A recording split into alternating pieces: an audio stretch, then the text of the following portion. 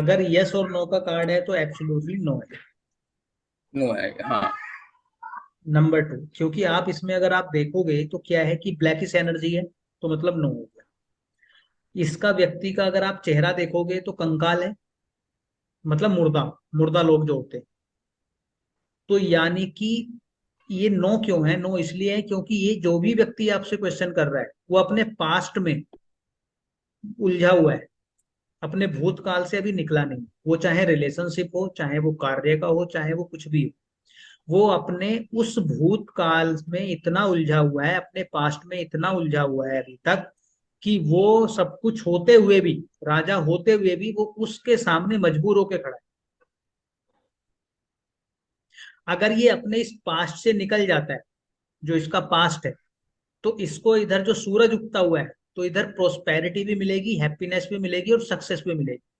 और ये उस पास्ट में इतना इन्वॉल्व है कि साथ में ये तो भीख मांग ही रहा है उससे, मतलब मजबूर खड़ा ही है, उसके साथ साथ उसकी बीवी और उसके बच्चे भी वहीं पर बैठे। बिल्कुल।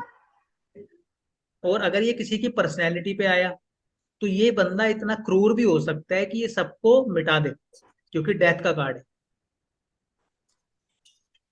और डेथ के बाद ही जन्म होता है।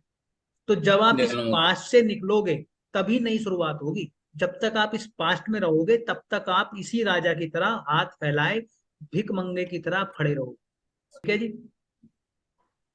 भी किसी ने पूछा जी मैं शादी कर लूं, तो शादी तो तब करेगा जब है। पुराने भविष्य पास्ट से निकलेगा,